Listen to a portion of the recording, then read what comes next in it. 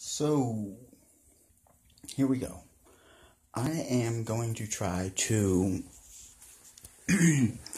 make the point of this video very clear before I get into explaining why. You see, the point of the video is, or the discussion, or whatever you want to call this, is how to root the universe.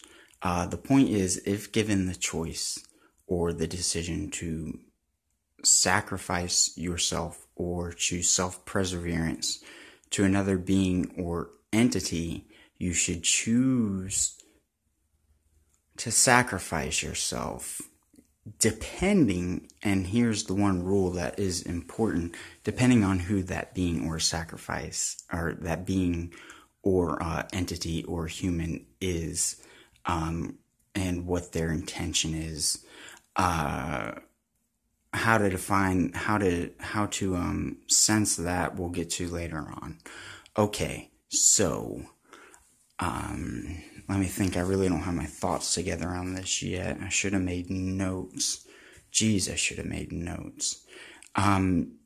My theory about the universe and everything, and God and entity and the one root creator, I'm going to try to avoid unanswerable questions. The unanswerable question being the one root entity or creator that created this universe, or where we are now.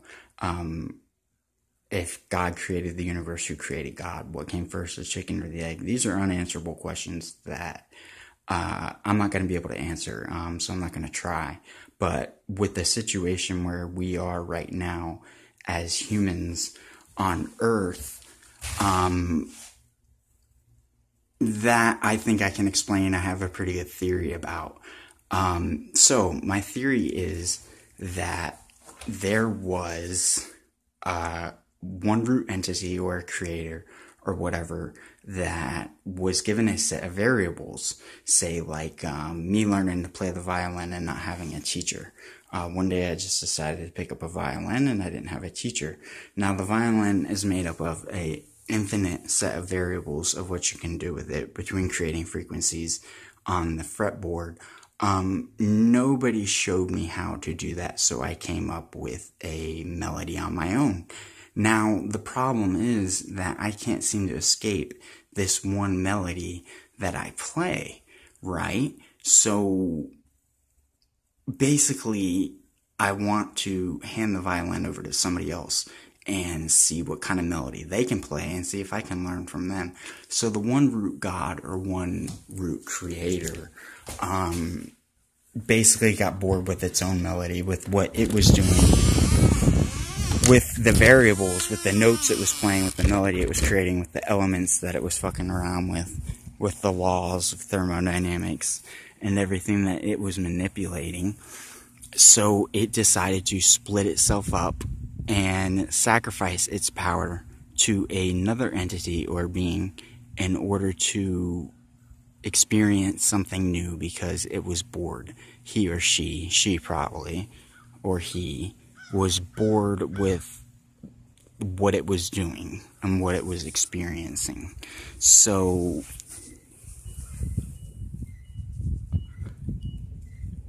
in order to do that, the being had to sacrifice its current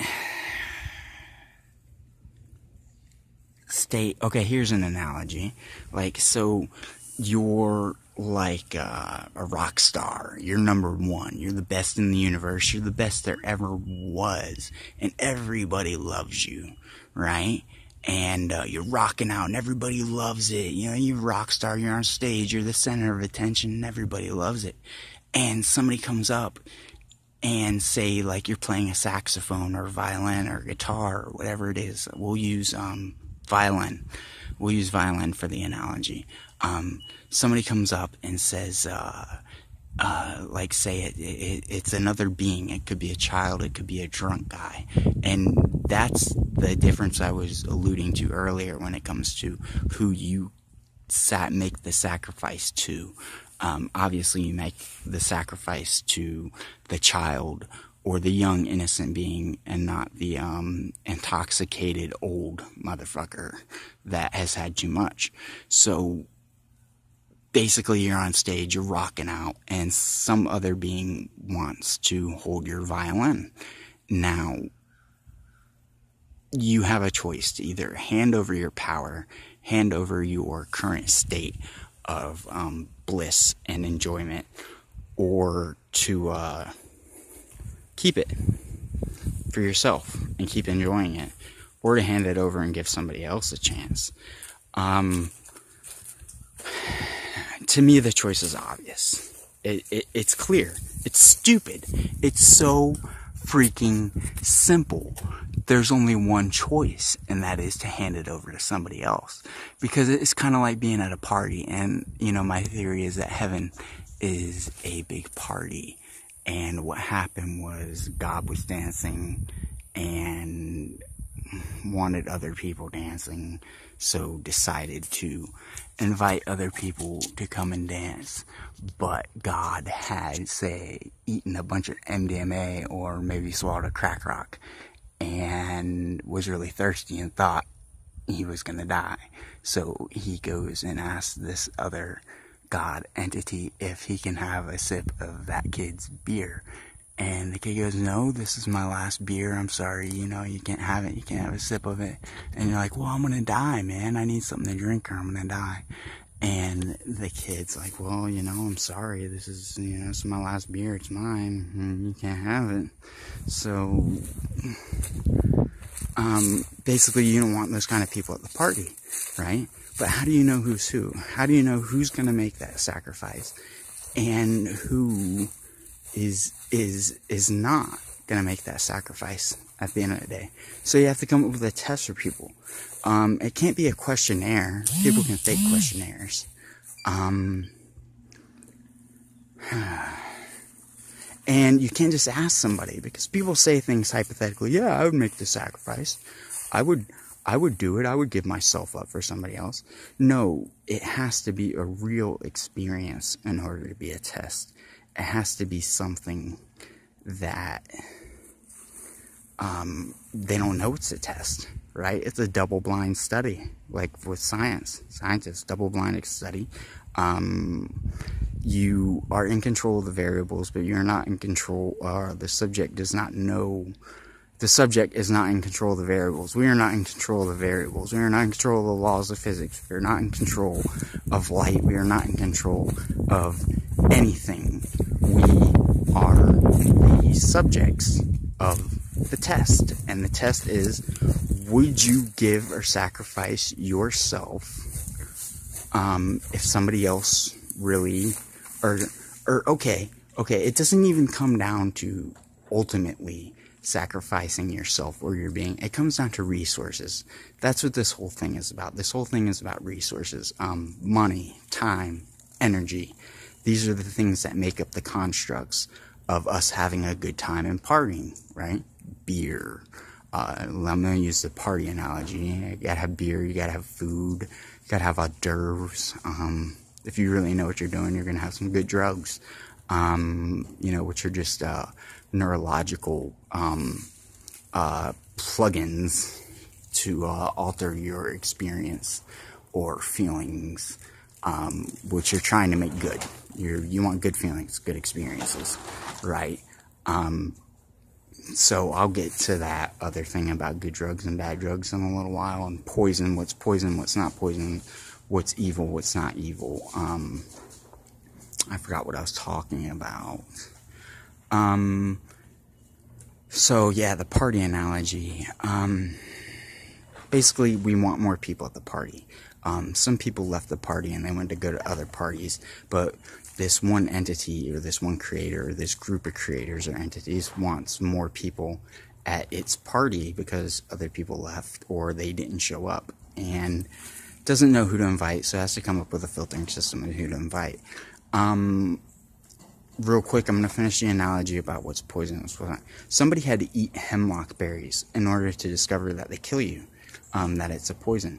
Now, does that mean hemlock is an evil plant, or that hemlock has evil intentions, or that hemlock is bad? No, it just happens that those chemical building blocks in the possibility of everything that's infinite, and that's the idea, is that everything, absolutely everything is possible. That's what we're trying to get to. It has to happen. So inevitably there will be a contradiction between two, say, chemical building blocks, to where it just doesn't work.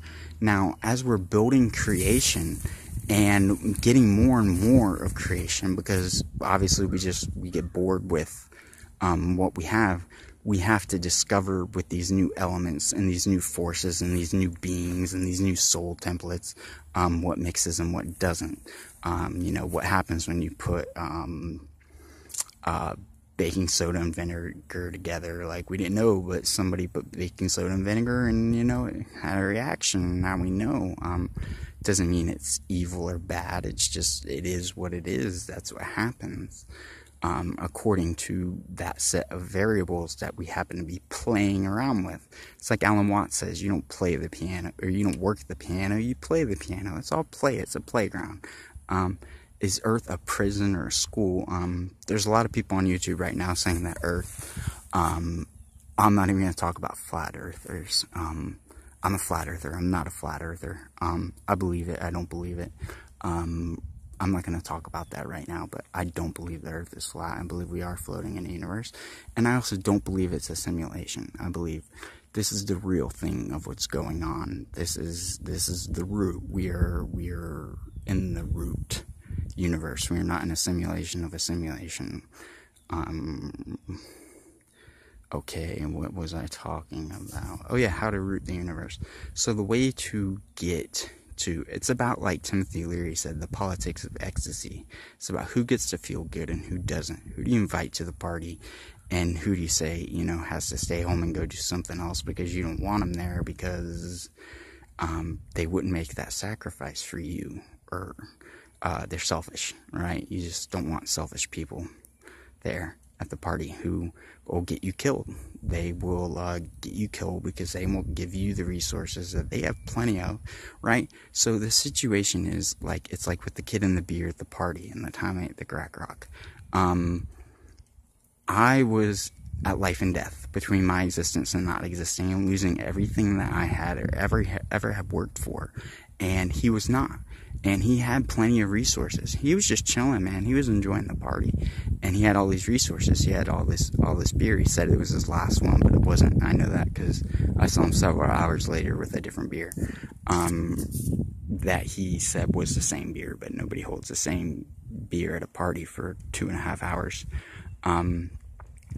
So he had plenty and to get by and still enjoy himself, and had enough of what he needed, and I didn't. And my situation was more dire, and he didn't give up anything.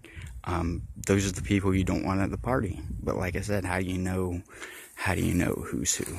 So there's this filtering system. So that's what this is. Earth is a filtering system. Now, it's not that souls and entities are inherently good or evil. It's just that they're new and they don't have the experience to know. They don't have the experience. And that's the thing. It's like creating new chemicals or new roller coasters. You have to figure out what's safe and what's going to be fun, or what's going to get you killed. Like, you don't want a flimsy roller coaster that's going to break. You have to test it first. And test it with sandbags and with the right weight and everything. So that's what's going on. We're building a new roller coaster. It's a roller coaster party with F-16s and paintball guns. And we're just figuring out right now if it is going to work or if it's going to crash. And so that's what you are doing here. You are part of a team of entities, beings, spiritual things that are analyzing a new set of circumstances. Now, a new set of variables, because what essentially happened is this. We gave the power over to a drunk, intoxicated asshole who had way too much. Or maybe we didn't give it over. Maybe it was stolen. And what's happening on Earth is that this is the center of it. This is where it's going on. This is this is where a lot of it's going on anyway, the center. So we came here to take the power back. Or if we can't take the power back, at least observe, see what's going on, and experience it so that we know that experience, so that we can, there's no eternal prison. It just doesn't work like that. This too shall pass. Even if this is a prison, even if it lasts 1 billion years, 2 billion years, it's gonna pass. Just like a shitty day at work, man. You know, it really sucks, but it always passes. So this too shall pass. Same thing goes for happy moments, but the idea is to appreciate them, even though they are going to pass, and learn how to make more of them. So that's it. The point is, when, you know, you're busy destroying everything, and you're almost done destroying everything because you hate yourself and what you created, and you hate this universe, and you want to burn it all down, and you're all alone at that point, and you're walking down the road, and a little girl comes up to you, and she says, give your love no matter what. Give your love no matter what. So there's truth to that, and there's not truth to that. You should give your love not to somebody who's had too much or has enough. Reserve your love for those who don't have enough, and learn to recognize that when somebody doesn't have enough and you have enough, you should give yourself to them, to help them so that they can come to the party too. And here's the thing, when you give yourself away to somebody else so that they can get there, and you die or disappear, that's impossible. You can't die or disappear.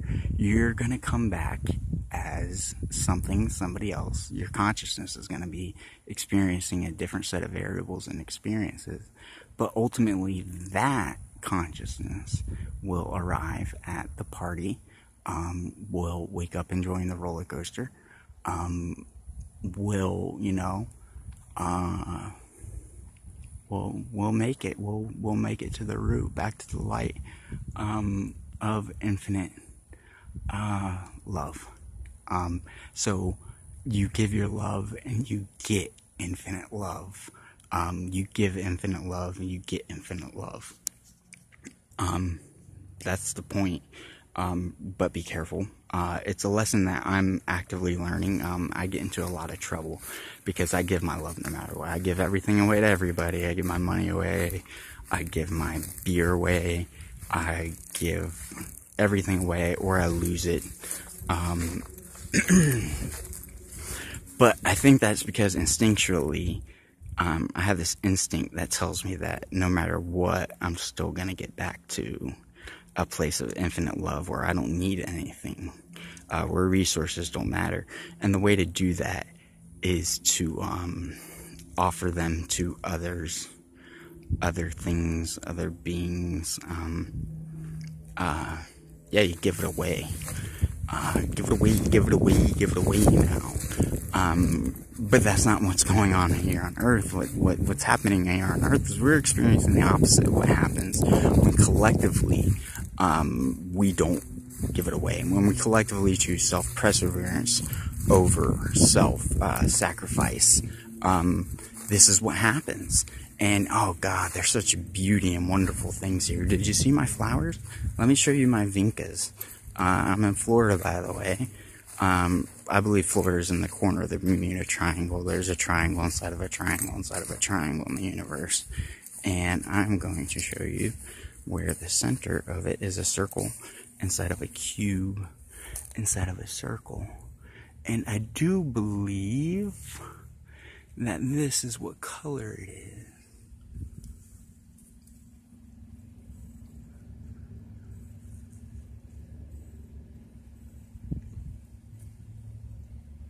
And that's kind of what it looks like. At least that's the first presentation of when you get there.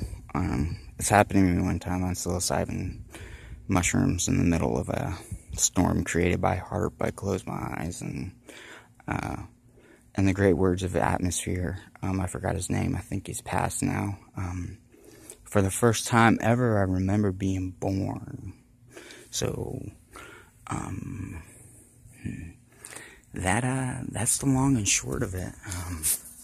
I'm gonna return to my humble little abode, where I have violins and plants and moonshine and guitars and a Groot. I tried to save Groot, but it didn't work out. I didn't do it right or whatever, but he's still out there. This is my little monument to Groot. This is my monument to Louis Armstrong. This is my monument to... This isn't a monument at all, but it does say something. There's a 5, a 4, and a 3, and a bunch of numbers. There's supposed to be a 43 here somewhere. There we go. There we go. Who's got the power? Well, I'll tell you that it's somewhere between here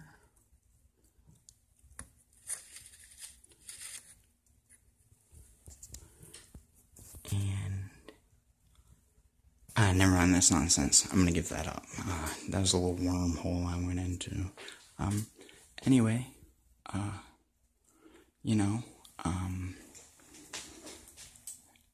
enjoy the light, and I'll see you on the dark side of the moon, and when we're done with that, I'll see you in the light.